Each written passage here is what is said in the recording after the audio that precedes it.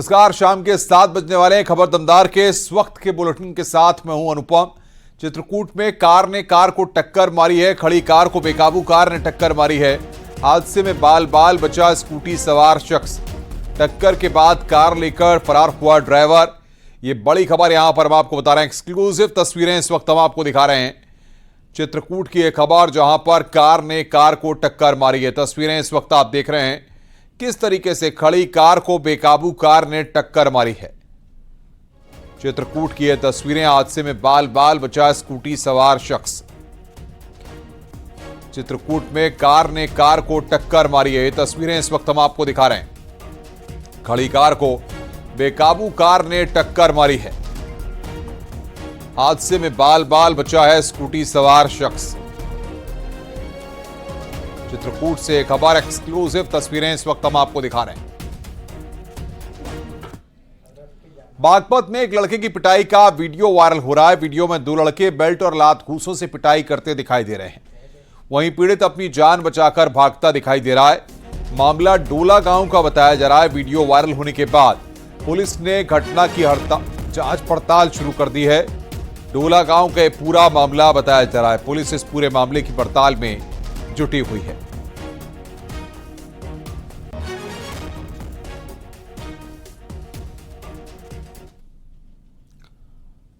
आगरा में एसबीआई के ग्राहक सेवा केंद्र में लड़कों ने मारपीट और तोड़फोड़ की। पूरी घटना सीसीटीवी में कैद हो गई। मामला फतेहपुर सीकरी थाना क्षेत्र का है। सेवा केंद्र में एक लड़का पैसा निकालने के लिए आया था। कर्मचारी ने मना कर दिया तो नशे में धुत लड़का अपने साथियों को ले आया। मारपीट और तोड़फोड़ वहां पर की। उसकी तस्वीरें इस वक्त हम आपको दिखा रहे हैं। तो ये तस्वीरें इस वक्त आप देख रहे हैं। ग्राहक सेवा केंद्र में मारपीट और तोड़फोड़ की गई, वो तस्वीरें इस वक्त आप देख रहे हैं। पूरी घटना सीसीटीवी में कैद हो गई।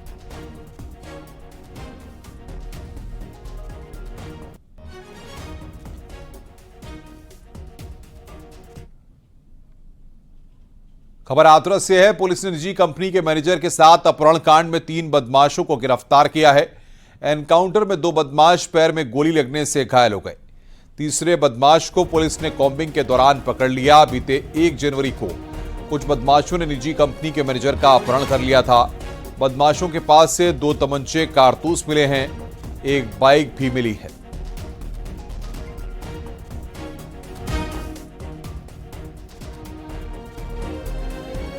रोहिणी कट की तरफ से एक बाइक जिस पे 3 व्यक्ति सवार थे वो आ रहे थे।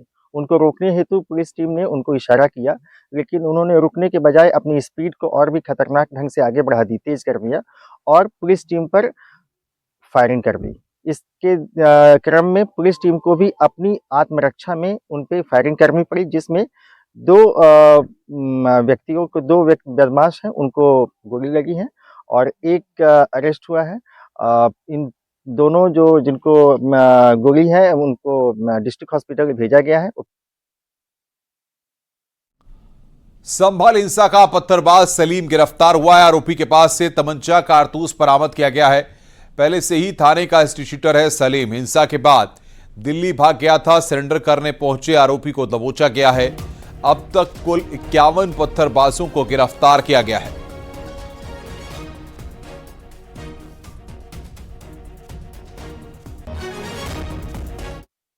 अभियुक्तों को गिरफ्तार करके जेल भेजा जा चुका है।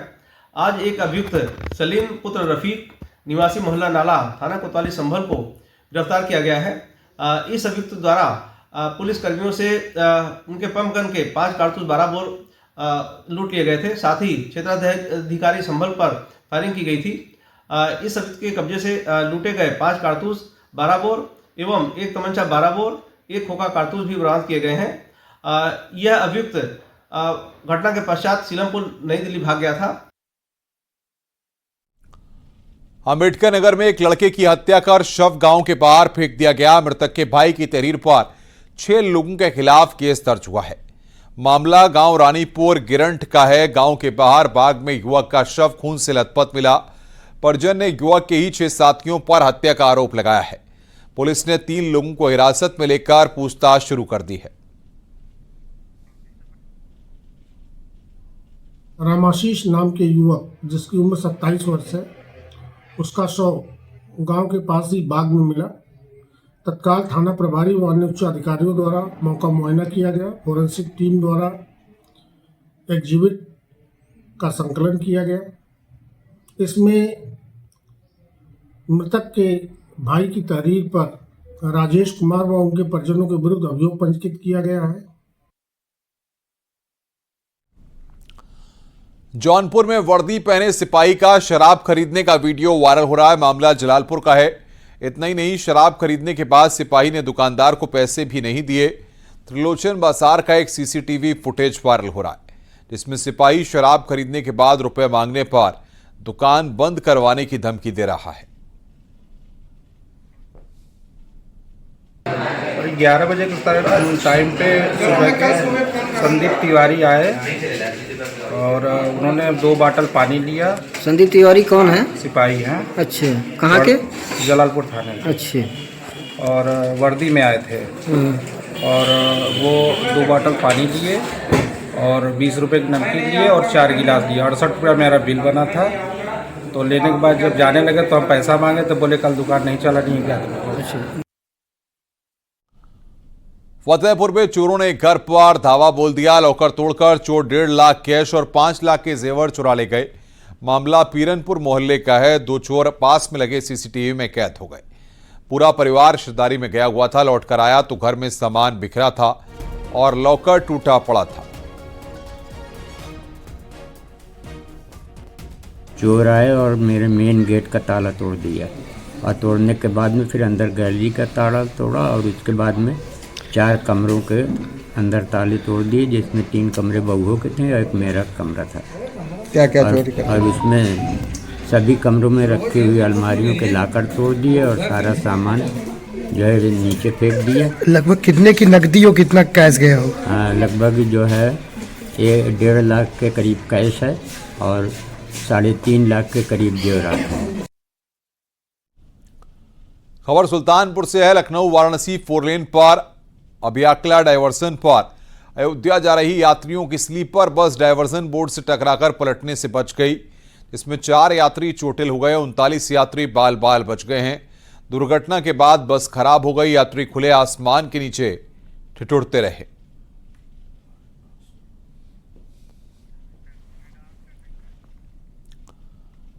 मेरठ के परीक्षितगढ़ में पकड़े गए तेंदुए को आज शिवालिक के जंगलों में छोड़ दिया गया।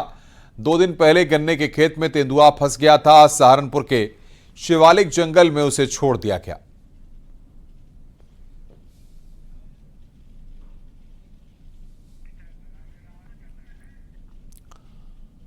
कुंभ को लेकर समाजवादी पार्टी के एक और नेता ने विवादित बयान दिया है। पूर्व मंत्री और मौजूदा विधायक ओम प्रकाश सिंह ने कहा है कि क्या मरने के लिए कुंभ में नहाने जाएं? पानी खराब है, व्यवस्था खराब है। वहीं मुसलमानों को कुंभ में न जाने देने की सुबुगाहट पर कहा है कि अगर कोई मुसलमान वहां जाना चाहेगा तो मैं उसे लेकर जाऊंगा। कुंभ नहा के मरे आदमी, पानी खराब, व्यवस्था खराब, पैसा सब लूटा जा रहा है। मुसलमान चाहेगा तो हम लेके चलेंगे नहाने। गंगा तो सबकी है, गंगा माँ है। माँ किसी का नहीं होता कि इसकी माँ है, नहीं, माँ सबकी होती है, ऐसा कहीं नहीं है। हाँ, ये सही है कि हुकूमत नफरत, ईर्ष्या, द्वेष फैला कर हुकूमत करना चाह रही है, लेकिन जनता इनको करीब करीब उत्तर प्रदेश तो जान गया। समाजवादी पार्टी के सांसद वीरेंद्र सिंह के बयान पर यूपी सरकार के मंत्री जयवीर सिंह का बयान सामने आया। उन्होंने कहा कि सनातन पर हमले हमेशा होते रहे हैं, उसी कड़ी में यह भी एक प्रयास था, लेकिन हमारी सरकार सनातन आस्था का सम्मान करती है। सनातन मजबूत तो देश मजबूत, इसी विचारधारा के साथ काम करती है। सनातन संस्कृति पे अभी नहीं, आदिकाल से हमले होते रहे। मुगल काल में हुए, अंग्रेजों के जमाने में सनातन को समाप्त करने के लिए, सनातन को नष्ट करने के लिए प्रयास किए गए। लेकिन सनातन संस्कृति, सनातन परंपराएं, ये जो सामाजिक हमारा ताना बाना पूरे समाज का मजबूत करने का काम करता है, हिंदुस्तान की आत्मा है। ये सनातन हमेशा मजबूत था, मजबूत है और मजबूत रहेगा। इसको कोई नष्ट नहीं कर सकता है। तो इसी सनातन को, इन्हीं सब विरासत को संरक्षित करने का काम सम्मार्जित करने का काम और उन्हें परंपरा, आदत और मूल्य जोड़ने का काम हमारी भारत सरकार और प्रदेश सरकार कर रही है। अमेठी से कांग्रेस सांसद किशोरी लाल शर्मा ने महाकुंभ की तैयारियों को लेकर सवाल उठाए। उन्होंने कहा कि कागजों पर तैयारियां बहुत होती हैं, लेकिन हकीकत में कुछ और होता है। ये दावे जो हैं ठीक है, उसके सत्यापित कर लिया जाएगा। अभी तो शुरू तो होने दो कुंभ को, मतलब अभी तो उनकी तैयारियां चल रही है, ठीक है, तो देख लेंगे जब उनकी तैयारियां जो हैं। कागज पे तो तैयारियां बहुत होती हैं, क्योंकि मैंने पिछली बार जब मैं रायबरेली में था तो हमको बताया गया था कि ऊंचाहार का जो रेलवे लाइन के ऊपर ओवरब्रिज है वो बन के कुंभ तक तैयार हो जाएगा। अब तो दूसरा कुंभ हो गया, अब जाके तैयार हुआ है। ऑल इंडिया मुस्लिम जमात के राष्ट्रीय अध्यक्ष मौलाना शहाबुद्दीन रजवी ने महाकुंभ को लेकर विवादित बयान दिया है। उन्होंने आरोप लगाया कि कुंभ मेले का एक बड़ा हिस्सा वक्फ की जमीन पर लगा है। उन्होंने कहा है कि कुंभ मेले में 55 बीघा वक्फ की जमीन का इस्तेमाल हो रहा है। रिजवी ने कहा कि प्रयागराज के मुसलमानों का दिल बहुत बड़ा है और जिन साधु संतों और नगर सन्यासियों ने मुसलमान के प्रवेश पर रोक लगाई, आज उन्हें मुसलमानों से सबक लेने की जरूरत है।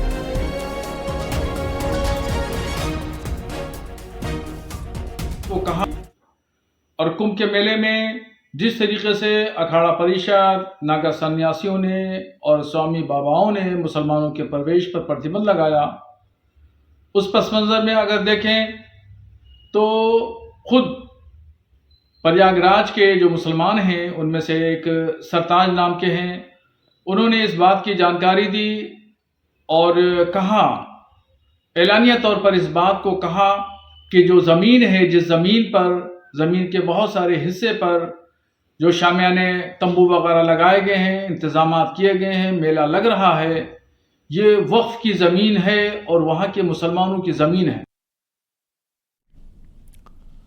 अखिल भारतीय अखाड़ा परिषद के अध्यक्ष रविंद्र पुरी ने महाकुंभ की जमीन को लेकर शहाबुद्दीन रजवी के बयान पर पलटवार किया। उन्होंने कहा कि रजवी की मानसिक स्थिति ठीक नहीं है, ये पूरी जमीन गंगा मैया की है। ये जो देखिए, मैं ये कहना चाहूंगा, उनकी मानसिक स्थिति सही नहीं है, उनको किसी अच्छी जगह पे इलाज करना चाहिए। और मैं ये कहूंगा, हमारे यहाँ बड़े बड़े ऋषि महर्षि आए हैं, उनसे अपना इलाज कराइए। मैं ये कहना चाहूंगा, देखिए ये जो भूमि तो गंगा मैया की भूमि है और पूरे प्रयागवासी जानते, आज से 3 महीने जब आप प्रयागराज में आए थे, आपने देखा था यहाँ से लेकर के दारागंज से झूसी पूरी जो लैंड है वो गंगा मैया की है और इसी पे गंगा मैया इसी पे विराजमान होती है। और माघ मेले से 2 महीने पहले जो है ये गंगा मैया जमीन को छोड़ती है और हमारा यहाँ महाकुंभ लगने जा रहा है। तो देखिए, मैं समझता हूँ उनको ऐसी बात नहीं बोलनी चाहिए। हमेशा उन्होंने हिंदू मुस्लिम की ही राजनीति की है और ये राजनीति का समय नहीं है। इधर अयोध्या के संतों ने रजवी के बयान पर सख्त नाराजगी जताई है। संतों ने कहा कि वक्फ बोर्ड को बैन कर देना चाहिए और नफरत फैलाने वाले जिहादी मानसिकता वाले लोगों पर कड़ी कार्रवाई होनी चाहिए। मुस्लिम जमात हो या ISIS जैसी आतंकी संगठन हो अथवा भारत में जबरन संविधान पर थोका गया वक्फ बोर्ड हो, अब समय आ गया है कि सनातनी संगठित होकर इनको आहूत कर दें, इनका हवन कर दें। इन राक्षस प्रवृत्ति से उठकर जो समाज में सौहार्द बिगाड़ने की चेष्टा कर रहे हैं और निरंतर संविधान पर बोझ बने बैठे हैं। देखिए, जिस प्रकार से ये जमातों का जो वक्तव्य आया है अत्यंत निंदनीय है, दुखद है। मैं इनके बातों का जो है निंदा करता हूँ। इनकी बुद्धि भ्रष्ट हो गई है, बुद्धि मारी गई है। ये अपने मानसिक रोग का इलाज करावें। मैं सरकार से मांग करूँगा कि ऐसे जिहादी जो अनर्गल प्रलाप जो हमारे समाज में जो है दूषित वातावरण को फैलाने वाले लोग हैं, इनके ऊपर सशक्त कार्रवाई करनी चाहिए, इनके बोलने पर बैन लगाना चाहिए। कुमार विश्वास के तैमूर वाले बयान पर एसपी नेता एसटी हसन का बयान सामने आया। उन्होंने कहा कि नाम है तो नाम रखे गए हैं, ये तुलना ही क्यों की जा रही है। कोई अशोक तो कोई जयचंद नाम रखता है। माँ बाप ने अगर किसी का नाम तैमूर रख दिया तो कि नाम है, ये क्यों तुलना की जाती कि वो फला बादशाह के नाम के ऊपर रख दिया गया। कोई अशोक नाम रखता है, कोई हुमायूं नाम रखता है, कोई जयचंद भी नाम रखता है। ये तो नाम है, नाम रखे गए। तैमूर ये जरूर हैगा कि एक जालिम बादशाह था, हिंदुस्तान में उसने आके जंगें करी और मुस्लिम शासकों से ही जंगें करी उसने। गोंडा के पूर्व सांसद और बीजेपी नेता बृजभूषण शरण सिंह का दर्द छलका है। बृजभूषण ने मंच से कहा कि मैं रिटायर नहीं होना चाहता था, मुझे जबरदस्ती रिटायर किया गया। शायराना अंदाज में अपना दर्द बयां करते हुए झूठों के शहर में मैं सच बोल बैठा, वो नामक का शहर था, मैं जख्म खोल बैठा। झूठों के शहर में मैं सच बोल बैठा, झूठों के शहर में मैं सच बोल बैठा, वो नमक का शहर था, मैं जख्म खोल बैठा। वो नमक का शहर था, मैं जख्म खोल बैठा। चलिए कोई बात नहीं, बढ़िया चल रहा है, आनंदमय चल रहा है। हमको तो रिटायर कर दिया जबरदस्ती, जनता नहीं चाहती थी हम रिटायर हो। 1.5 घंटे एक्सरसाइज करते हैं, रिटायर कर दिया। अब चलो भगवान को जो पता था रिटायर कर दिया, कोई बात नहीं, हुई है वही जो राम रच रखा।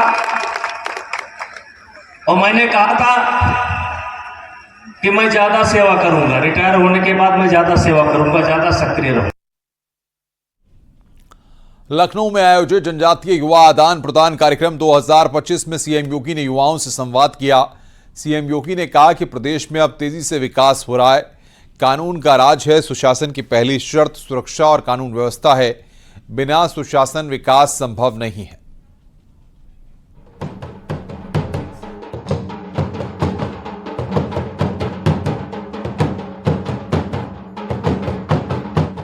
आपको नजदीक से उत्तर प्रदेश को देखने का अवसर प्राप्त हो रहा है।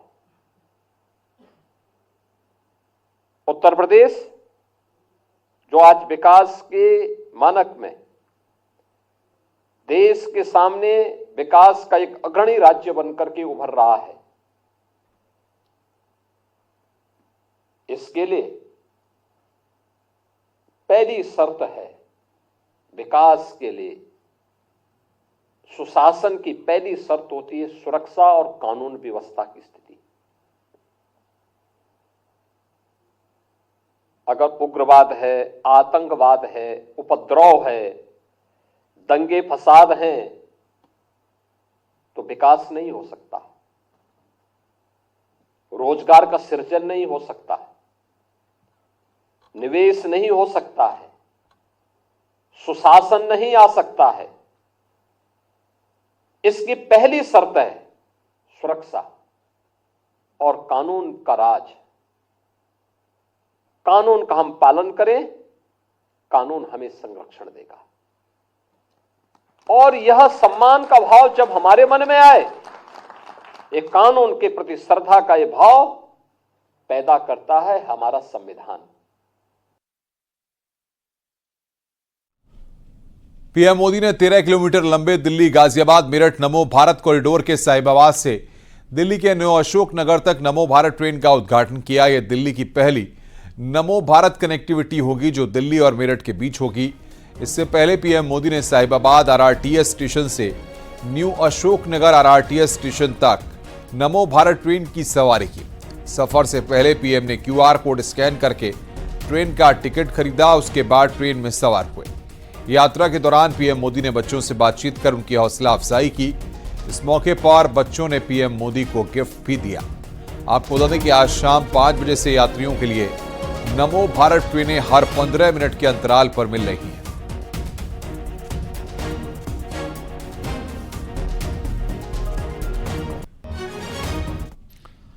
महाकुंभ के मौके पर सरकार इस बार कुछ अलग व्यवस्था श्रद्धालुओं के लिए करने जा रही है। संगम स्नान करने वाले श्रद्धालु अगर भीड़ से अलग रहकर वीआईपी स्नान करना चाहते हैं तो उनके लिए फ्लोटिंग जेटी तैयार हो चुका है। अरेल में फ्लोटिंग जेटी को तैयार किया गया है। इस जेटी में इंजन भी लगा है जो श्रद्धालुओं को लेकर संगम तक जाएगी और वहां पर जेटी के अंदर ही पूल तैयार है। पूल में स्नान कर सकते हैं। संगम स्नान के बाद ये जेटी सैर भी कराएगी।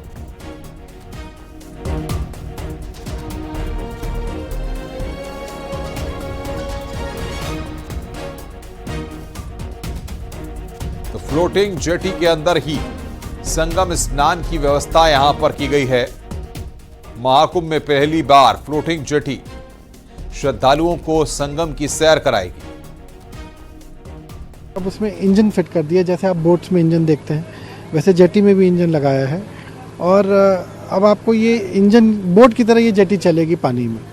तो आपके पास पर्याप्त जगह है जिसमें आप आराम से बैठ सकते हैं, सफ़र कर सकते हैं, और एक जगह से दूसरी जगह जेटी पे ही बैठे बैठे आप जा सकते हैं। तो उसका एडवांटेज ये है कि जब हमने जेटी पे, जैसे आप देख रहे हैं कि एक फ्लोटिंग लाउंज टाइप बना दिया है और एक बेदिंग कुंड बनाया है हमने, तो अब जो भी श्रद्धालु या इस पे गेस्ट आएंगे वो सेफ तरीके से इसमें स्नान कर सकते हैं संगम पे।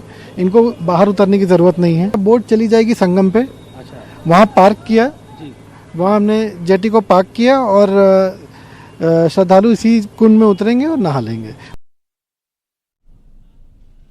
संगम नगरी प्रयागराज में कल्पवासियों की एंट्री होने लगी तो सुरक्षा व्यवस्था भी सख्त कर दी गई है।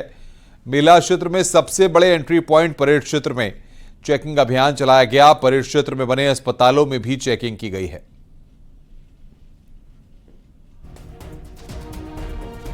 सेंसिटिव पॉइंट है, तो इसलिए लगातार हमारी जो चेकिंग है, मैनुअली चेकिंग है और इक्विपमेंट के साथ चेकिंग है, वो चलती रहती है, जिससे कि हम लगातार जो श्रद्धालु आ रहे हैं गाड़ी से, पैदल या किसी भी माध्यम से आ रहे हैं, तो उनको हम चेक कर पाएं। और फिर यहाँ पे आप देखेंगे जैसे केंद्रीय अस्पताल है, लगातार यहाँ पे दिन में लोग इलाज के लिए आते हैं। हमारा अस्थायी मेला प्राधिकरण का ऑफिस है और बहुत सारे ऐसे शिविर लगे हुए हैं जहाँ पे लगातार दिन में श्रद्धालु आते हैं। तो वहाँ पे कोई संदिग्ध व्यक्ति या कोई विस्फोटक इस तरह का ना हो, उसके लिए लगातार हमारी चेकिंग और फ्रिस्किंग बीडीएस टीम के साथ, एस चेक टीम के साथ लगातार चलती रहती है और हमारा सत्यापन भी चल रहा है।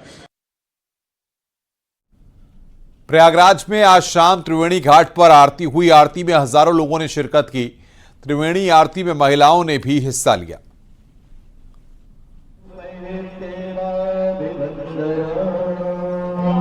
एक बार सभी लोग आइए नित्य प्रतिदिन की भांति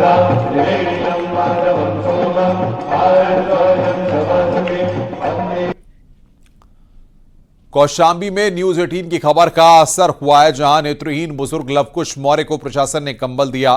दरअसल नेत्रहीन बुजुर्ग के कंबल मांगते वीडियो वायरल हुआ था, लेकिन अफसरों ने कंबल की कमी के चलते बुजुर्ग को लौटा दिया था। न्यूज 18 पर खबर चलने के बाद सिराथू तहसील के अझुआ में स्थित नेत्रहीन बुजुर्ग के घर पहुंचकर कंबल दिया गया।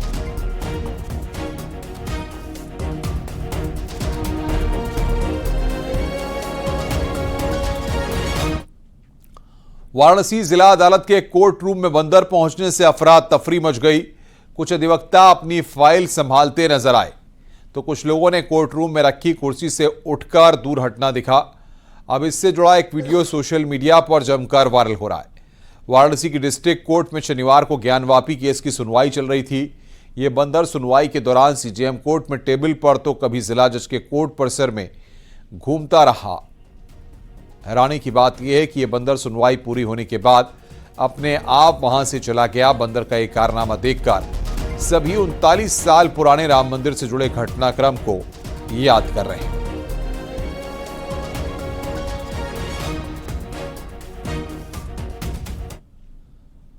सुल्तानपुर में एसबीएसपी प्रदेश उपाध्यक्ष की पिटाई का मामला सामने आया। दीवानी परिसर में सुभाषपा प्रदेश उपाध्यक्ष की पिटाई हो गई। बताया जा रहा है कि अखिलेश शर्मा को उनके दूर के रिश्तेदार ने फोन कर बताया कि वो मुसीबत में है और मदद के लिए बुलाया। रिश्तेदार की उम्र और स्थिति को देखते हुए अखिलेश शर्मा तुरंत दीवानी परिसर पहुंचे। वहां पहुंचने पर पता चला कि उनके रिश्तेदार को बाइक चोरी के आरोप में पकड़ा गया है। अखिलेश शर्मा ने जैसे ही चोरी के आरोप की जानकारी ली, उन्होंने खुद को इस मामले से अलग कर लिया है। इसके बावजूद वहां मौजूद कुछ लोगों ने उन पर आरोप लगाया कि वो बाइक चोर की पैरवी कर रहे हैं। इसी दौरान कुछ लोगों ने अखिलेश शर्मा को बातचीत के बहाने बुलाया और फिर अचानक उन पर हमला कर दिया। उग्र लोगों ने उन्हें बुरी तरह पीटा। पिटाई के बाद हमलावर मौके से फरार हो गए। व्यक्ति है, ये चोरी की नीयत से बैठा था और ये पहले भी जो है मोटरसाइकिलें चोरी कर चुका था। तो सीसीटीवी फुटेज के आधार पर इसको पकड़ा गया है। इसके कब्जे 3 मोटरसाइकिलें बरामद हुई हैं और ये जो है इसमें एक कुछ खबरों ने कतिपय खबर चला दी है कि वो एक राजनीतिक दल से ताल्लुक रखता है। ये खबर बिल्कुल भी गलत है। ये किसी राजनीतिक दल का से संबंधित व्यक्ति नहीं है।